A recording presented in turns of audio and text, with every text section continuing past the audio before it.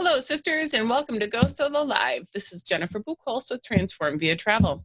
It's time to sit back, grab a cup of coffee, and enjoy my conversation with Velva Lee Heraty as she shares about road tripping with a pet and more.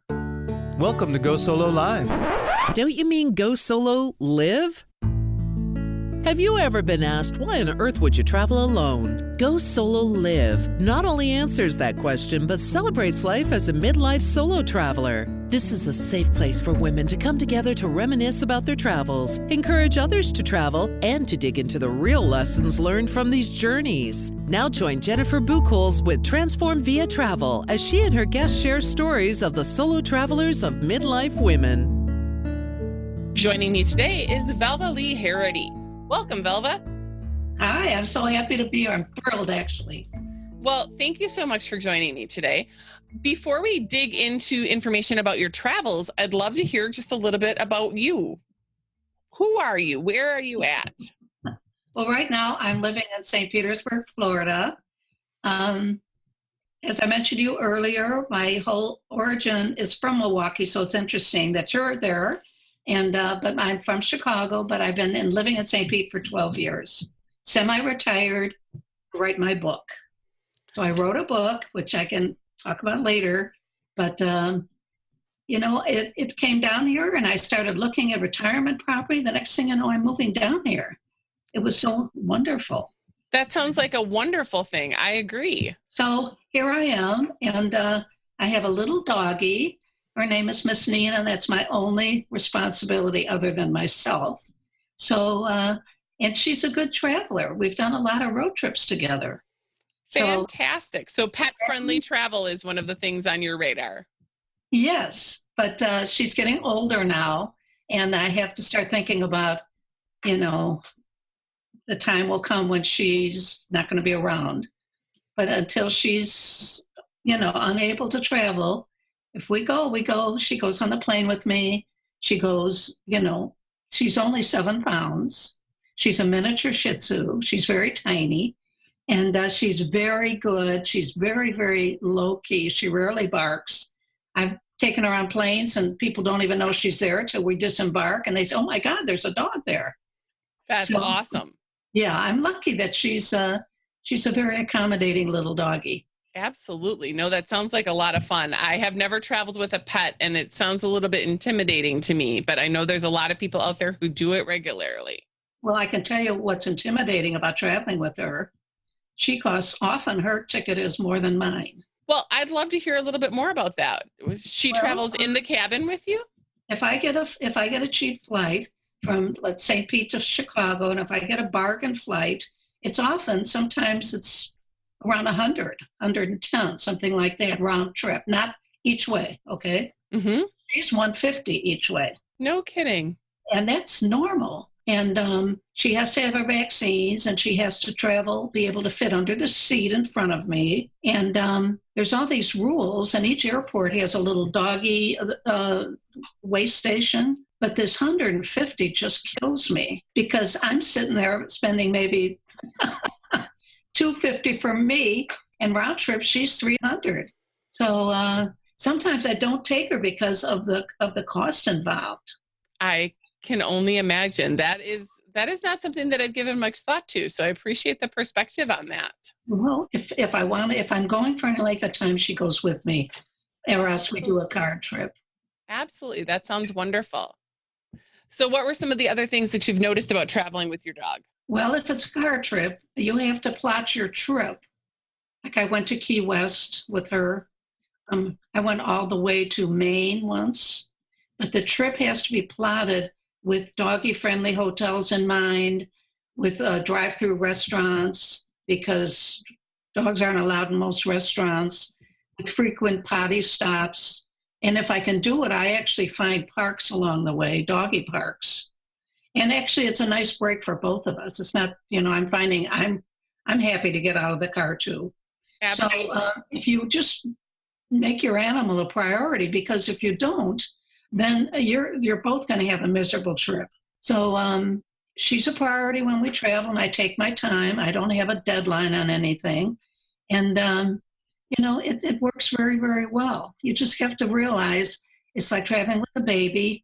They have to be accommodated because they can't help themselves. Absolutely. So that's kind of the road trip aspect of it. Well, that sounds like a lot of fun, but there also are some, like you said, you're not on a deadline, but you still do have to do the planning that you're mentioning. It takes a couple weeks to plan. Okay, so do you plan most of that stuff in advance then, or what tools are you using to do that? Well, I research on Google and hotels and all of that, but when I say there's no deadline, what I plan is what I want to know on my route is where are the doggy-friendly hotels, where are the dog parks, where are the drive-through restaurants, and so it doesn't matter when I get there as long as I know they're there. Does that make sense? Absolutely. Yeah, and a lot of times from the car, I'll check into a hotel that I know that evening I'll be at the hotel. So it's not highly structured. And both times I've traveled, at the end of the travel route, I've stayed with friends. So I don't have to worry about where I'm going to stay in Key West or I'm going to stay in Maine. I've got, accommodations. Sure. That makes a lot of sense as well. Yeah. So it's actually interesting, though, to think, again, when I think about what technology might be available, and part of me says, so is there, road trip for pet lover type apps or tools to help narrow down that search? If there is, I don't know of one. Okay. But speaking of road trips and travel, I think I have a guest for you if you're interested, because her and her dog just did a 3,000-mile trip she was on a bicycle and he ran beside her. Okay. Well, that's something you're going to have to give me more details about at the end of the show today. Well, I let you connect with her. Okay. Sounds great. Yeah. Wonderful. So you've talked about how some of your solo travel really started going after your marriage ended. Can you share a little bit more about that story? Yes. I was married 20 years. Most of it was a fairly, I don't want to say happy marriage, but it got really bad closer to the end. And I just decided I just couldn't live that way anymore. It was very traumatic because, frankly, I don't believe in divorce. So I had to get past a lot of my belief systems, a lot of my values. I had to do a lot of compromising. But when you're desperate, suddenly that desperation takes over.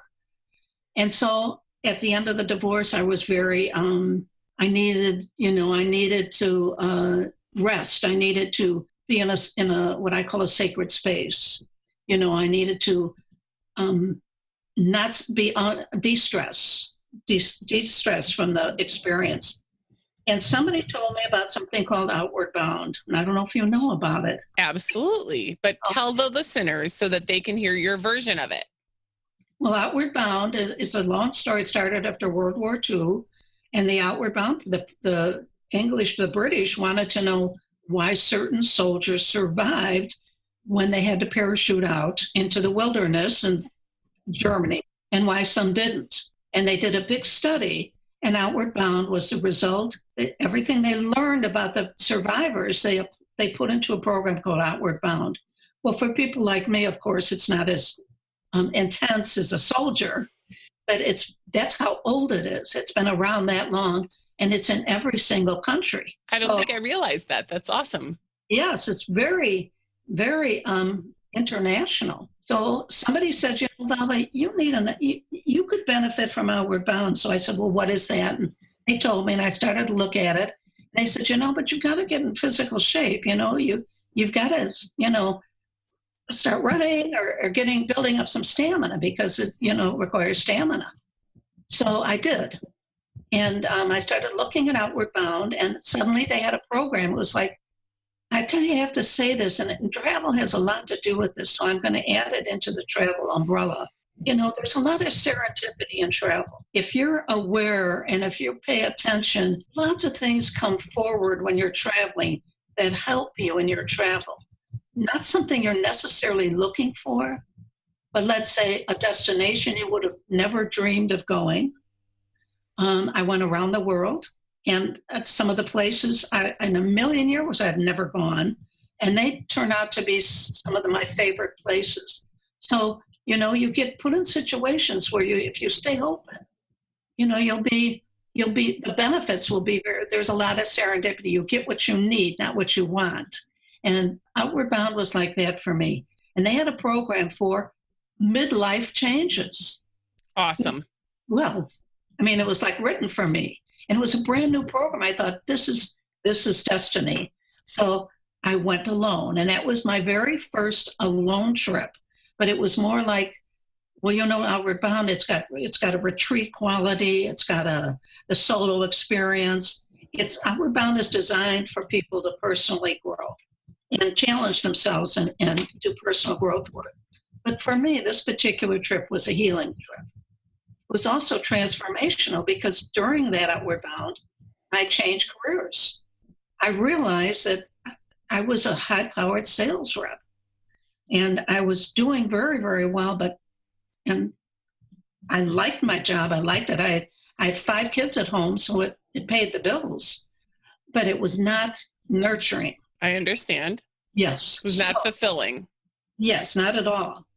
So when I went on Outward Bound, there was somebody there that I met, and I asked him. He was one of the facilitators, and I really liked how he handled everybody and his insights. And I said, well, what do you do? He says, well, I'm a social worker. I said, then you don't make any money, right? He says, well, you can if you, I said, how? Because I had to, feed 5 kids. Sure. 5 teenagers. I said, I've got to make money. He said, well, think about private practice. And I said, what's that? I was in completely foreign territory. Absolutely. By the time Outward Bound ended a week later, I had called Loyola University and enrolled in their social work school. Wow. And okay. I never looked back. Inspiration there. There was some genuine inspiration there. It was, all my big decisions are made outside somewhere.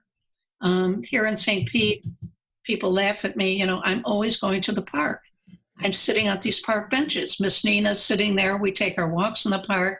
Very fortunate. There's a beautiful, like Milwaukee and Chicago, but beautiful waterfront, a lot of park. And, it's the idea that a space opens up. For me, this is just how I do it. I'm able to process and think and go inside and be more in touch with myself if I'm out in nature. And I'm fortunate to have nature right a block away because I'm actually living in the city of St. Pete. I'm downtown, but I'm living by the water. So there's beautiful parks. As a matter of fact, St. Pete has the 3rd best park system in the continent. Vancouver is 1st, Chicago is 2nd, and St. Pete is 3rd. That sounds fantastic. Yeah, so we guard our parks very, very much, and they were in really great shape. So I take Miss Nina and off we go to the park, and you're by the water, you're by the grass, you're out in nature. If you sit still, you can see all the little creatures, the birds, and a lot of times dolphins go by the water, and it's very soothing. But it allows you to sort of detach from yourself, and that's where I do a lot of my problem solving. Well, and I really encourage people to take that time and space so that they can, I call it solo travel in your own backyard, where you can truly take the time and space that you need to process and reflect in whatever that is. Yes, and it really works. You've got to take the time though. Mm-hmm. You have to sort of let go and let the world sort of, work its magic on you, Absolutely. So your first solo travel experience, this Outward Bound experience, not only was a great travel experience for you, but also helped set the path and the direction of what was going to happen next in your life. Yes. And I became a social worker. I was hired to implement a program on alcoholism in a hospital in Chicago, a training hospital. And I had to be certified. So the hospital paid for my certification. And it was Cook County Hospital. It's the largest training hospital in the world. And I was in the GI program. My caseload was 600. Wow. 600 late-stage alcoholics, all of them in the GI wards for alcohol-related, many terminal illnesses. So I started doing a study there, and I was trying to figure out interventions and how to make a difference. This is a whole story in and of itself, and I can't go into too many details. Sure. But all my research got me invited to speak at conferences in Europe. So Perfect. So Outward Bound sort of opened the door for me to experience the world. And my first conference was in Lausanne, Switzerland. And I went, and I can't tell you how stressful it was to be in a country that didn't speak English and didn't care. Lausanne, Switzerland was not real friendly for me anyway. But I muddled my way through it. But and I stayed a couple of days afterwards, but it was not that comfortable. But I did see a lot of, I went to the Alps and all those kinds of places. I decided that I was going to, my next conference, I already knew I was going to be invited back. I'm going to research these areas and add a trip onto this. Awesome. And because I just loved it. And I got into photography too. My best trip of all the conferences was Berlin. Awesome. It was awesome. But I'll tell you the truth, I did some travel with not romantic partners, but other women. And I found out that I was kind of a drag. Unless the other person was into photography, you have to say, hey, wait a minute, and you want to set up your shot. And that's kind of a drag, unless the other person's into it too. That makes sense. It was, and I was sensitive to that. So I found, I really wanted to do the photography. I did travel with some people that were also photographers, so that worked because they wanted to shoot too. But I just decided, this traveling alone, there's so many benefits compared to the downsides. There's so many benefits. I can't even begin to tell you. You're free, first of all. You're free to do whatever you want. It's okay. You can say it. And I'm with you on that. You are free to do whatever the heck you want because there's nobody that you're asking permission from. There's nobody's needs that you are bending to. Absolutely. Absolutely. You're not somebody's handmaiden. That happened a couple of times. Wow. Yes, where the goddess is traveling and suddenly you're the attendant, and that's what they want. That doesn't work out, but there's all kinds of combinations that I found were not working for me. And then there's the manhunter, the single woman that she's traveling to find a man. And, absolutely. And that's fine for her, but it's not something that isn't why I was traveling. So that was another problem. There was a lot of problems. There was a woman that swore she had quit smoking. And so we're on an Alaskan cruise. Yes. And she was smoking like a chimney. And that's another problem. You've had a wonderful meal. You want to sit and talk about over coffee after the meal. She said, well, she excuses herself to go smoke. Okay. The addiction. So I thought, okay, this is it, Velva, this is it. And there's some trip, I can tell you some clues. Now, I don't know about any more today, but back then, not many people were traveling solo. So I went to the Galapagos and I agreed to share a cabin, betting probably 90% sure that I wouldn't get a cabin mate. There was not another single woman wanting to go to the Galapagos. Sure. The trip was last minute. It was a huge bargain. It was right before Christmas. I said, I bet another woman isn't going to go. And I was right. Okay. So, wonderful cabin all to myself at the price of a double. Perfect. Because I had agreed. Matter of fact, on the World Cruise, I did the same thing. I agreed to have a cabin mate, figuring world cruise, 4 months away. A lot of women are not going to be able to pull that off. Got it. And I was right. So I had a cabin to myself then. That's fantastic. So again, these are some really good strategies for avoiding the single supplement. And I know that's come up on some past episodes, but really thinking about like who might be traveling on that trip, where are you going, how long are you going for? Those are some good strategies where you don't even have to necessarily consider the single supplement, but you are taking the risk of buying the double space and hoping that nobody shows up. Yes. And there's other ones. Some of them are, are in the moment. Something happens in the moment. And, you have to work through that. But that's an issue that's behind me because I now make a point to travel alone. Absolutely. Okay. So what has been your biggest challenge in traveling alone? Protecting my stuff. Tell me more. Well, you're standing in line to get on the plane, you've got your luggage, and you have to go to the bathroom. Either take it all with you or you rely on some total stranger to watch it. It helped me reduce the amount of things I was carrying. But back then, you're carrying your camera gear. It's all very expensive. Mm-hmm. And one trip I carried my computer and my camera gear. So stuff becomes an issue. And one trip I actually shipped my stuff rather than bring it on the plane. I actually shipped it ahead. Okay. So I didn't have to worry about my stuff.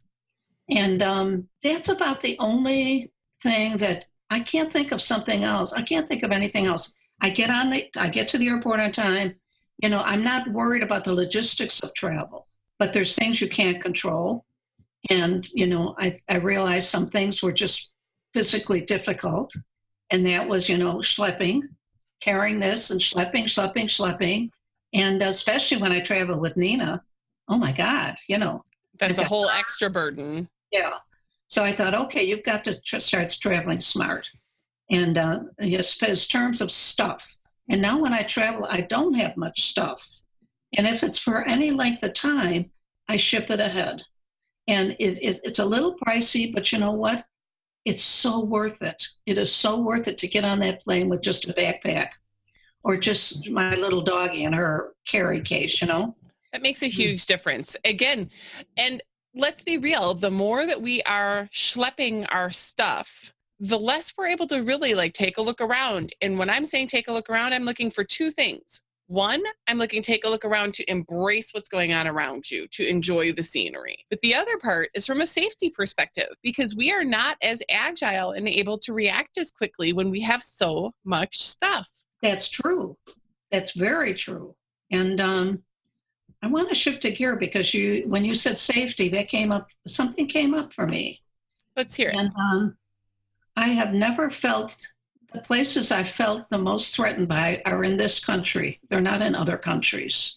And I've been to 30 or 40 other countries. Now, some countries are unsafe by their very nature. Absolutely. When I went to Israel, we all had an armed guard, but I went in a group. I didn't travel alone. Went in a group. The armed guard was sitting next to the bus driver. There are certain countries that no matter where you go, you're going to get that kind of protection. But most countries are perfectly safe for the single woman traveler. Agreed. But some of the cities I was most frightened in Seattle. Really? They have very aggressive homeless people there. They're aggressive. I've never seen such aggression. We're sitting in an outside cafe and they come and sit down at the table with you. Wow. And I mean, just aggression that was frightening to me. And I've been in all kinds of poverty countries. Our country is much more aggressive than other countries. I've been to Berlin at 3 a.m. I've been to, all these, Barcelona, all these major cities, Paris, all these cities, and all enjoyed the city fully without ever worrying. There was never a worry about, being in imminent danger. Good. But And I can understand what you're saying. so, but stuff does burden you, and I don't travel because of stuff. I travel in spite of stuff. Does that make sense? Agreed. I love that. That's a very good comment. And I started bringing older stuff and just throwing it away on the trip. Absolutely. If I needed something like a certain, once I needed a dress something came up and I get an opportunity to do something dressy, I bought a dress. It wasn't the end of the world. So, keep it simple, keep it real simple. Well, and I do find that in general, when we have a need for something, the universe often provides. Yes, it does. And so I just don't worry about too many things. I recently got back from a trip to Colombia, and we just didn't have the option of warm showers very often. And so I have a big old mop of hair, and that became a burden after, during a 2-week trip to try to maintain that. And where I was in Colombia, I was in Bogota, so we were at elevation. It was cold, even though we were there in summer. Wow. And so I just went to the salon. Like, that is not something that I would do back home. I rarely go to the salon, but if that's what needed to happen, then it's available. And so I think we can be more creative and say, well, that's not how I do it. Okay, true, but there are other options. Yes, to keep your options open, to know what's around. One of the things I do when I land in a hotel, after I, settle in for a while and everything, I walk the neighborhood. I walk around the hotel. Yes. I don't want to say a mile. I don't know if I walk that far, but I want to see what's immediately around me. Where are my resources? If I need something, where are they? How do I recognize a neighborhood if I'm coming home at night? And I make a point of scouting the territory, so to speak. So I have an idea of, the resources or lack of resources. Absolutely. Now, when you're traveling, because you are taking your dog, but you're going to some different places, I'm curious, are you using traditional hotels, or are you looking at like pet-friendly Airbnbs or alternative kind of residence? No, I'll tell you, when I travel with Miss Nina, it's a pet-friendly hotel, and I want all the services attached to that. I do, because it's hard enough traveling with her. I want service. Fair enough. You go to Airbnb, and for all, it's not something I would consider. I would when I was traveling alone, but not with an animal. It's just, I travel, I want a certain amount of luxury. I want a certain amount of convenience. At this stage of my life, I've done the wilderness trips. I did a vision quest in Canada. Sure. I've done all of these trekky, mountainy kinds of trips, but I'm no kid anymore. So I want to make sure that, I've got some of my creature comforts around. And so that's why I chose hotels. They don't have to be, they're not necessarily, 5-star hotels. They don't have to be. They just have to be clean. And I have to be able to, first thing I ask when I'm inquiring about a hotel, is there a restaurant on site? Perfect. Because I want a restaurant on site. I don't have to wander around the neighborhood looking for a restaurant. Yep. You don't want to dig for it. Yeah. So certain basic needs. Perfect. So that's kind of some of my decision making. No, I think that makes great sense. So as you're looking forward to what kind of travels are on the horizon for you, I would like to not only know about the where, I want to know the whys and the hows behind it. Well, a lot depends on Miss Nina. She's 13 now. She may be around another couple of years. I've made a commitment to my dog. She's my buddy. And, we hang out together. And so I'll do road trips. I'll do short trips. I'll do, but the big thing I'm waiting for is I'm going to sell my property. When I sell my property, when it's time, I will sell my property and I want to live on a cruise ship for a year. Yes. I would love to come visit you on a cruise ship when you're living on it. Well, I met people on this. Yes, I'll tell you, I met people on this 4-month cruise that the one person, his name was Jack, and I'll never forget it. We were all disembarking, and he's at the concierge, and he's booking his next cruise. This was years ago. The 4-month cruise was over the millennium, so it was the year 2000. Sure. And so we all wanted to, celebrate a new, millennium in style, so to speak. And I laughed. I said, "Hey, Jack, what are you, homeless?" And he turned around and looked at me. He says, "Velva, this is cheaper than a nursing home." Uh-huh. And I looked at him and I said, well, I didn't know what to say. I was so blown away. Now, this was 17 years ago. I was so blown away by that concept. But now, apparently, people do it. It's a real thing. It's a real thing. And I like being on a ship. There's places I want to see that I haven't seen.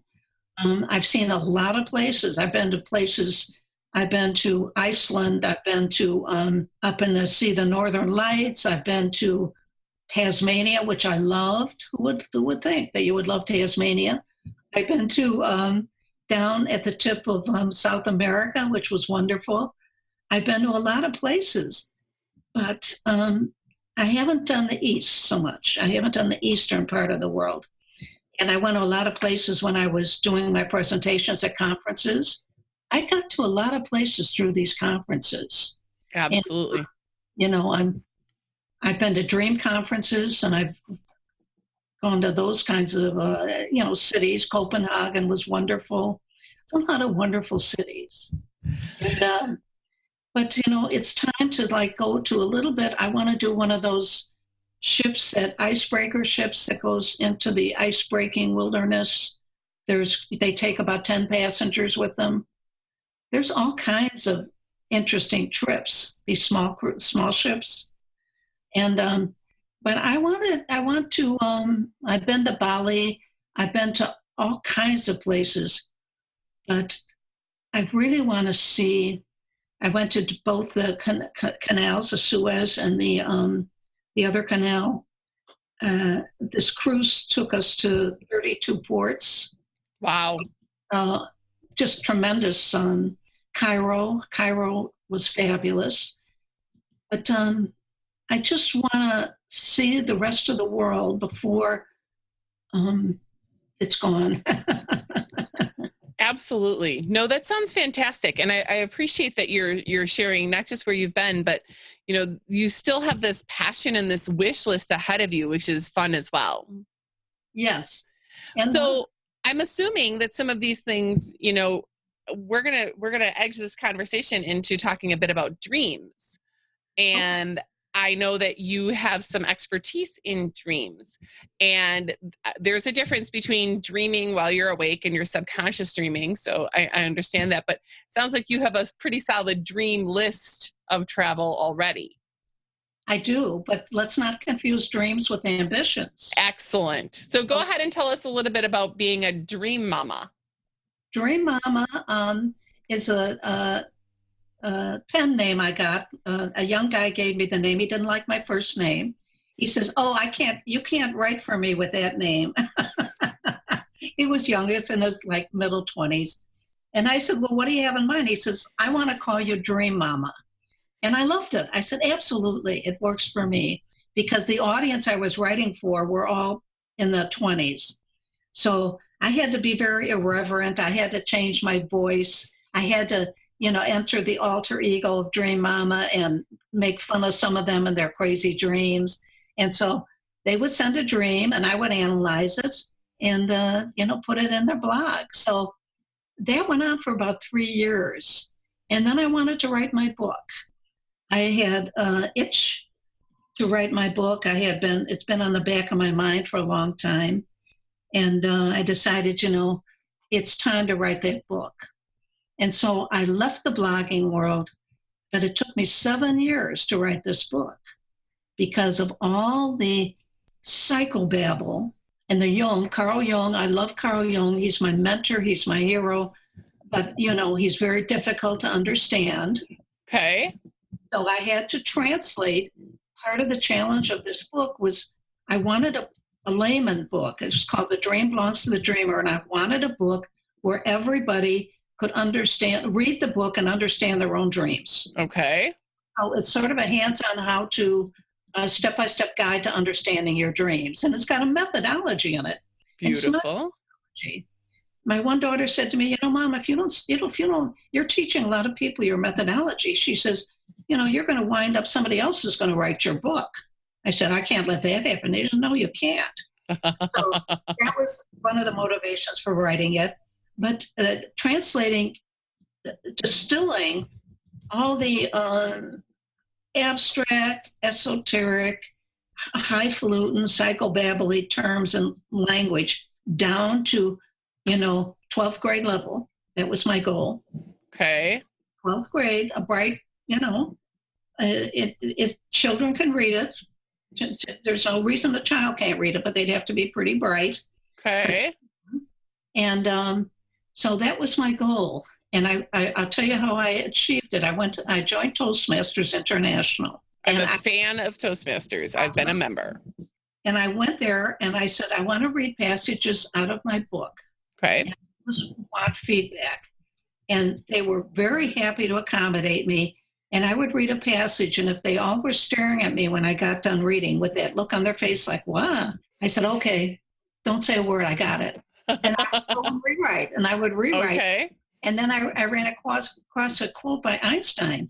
Einstein said, if you know it well enough, you can say it simply. And perfect. That became my mantra. I know it well enough, I can say it simply. I do know it well enough, I can say it simply. Lovely. So that's how the book came into being. And I'm very happy with it. It's like a professional legacy. It's on Amazon. It's, got all 5-star reviews. It's a great book if you want to understand your dreams. That sounds wonderful. So we do want to make sure that people know how to find you and how to connect with you. And I'll post all of these in the show notes. But how do you want people to find you? Well, the best way to find me, given my lifestyle, and where is through email, because my cell phone goes where I go. And it's hard to talk sometimes when I'm outside and everything, so I like email. And then they email me. They can email me in 2 different ways. They can email me at dreammama, MOMMA, @gmail.com if they want to talk about a dream or get help with dreams. Or if they want to talk to me about anything else, it's V like in victory, L as in Larry, Heraty, HERATY, @gmail.com. Beautiful. Velva, thank you so much for taking the time to share your story with us today. You're more than welcome. Thank you for having me. I feel like I blabbed my head off, but I hope what I said was interesting and helpful to people. I'm certain it was. Thank you. Wasn't it great to hear the stories that Velva shared with us today? She's an inspiration to me.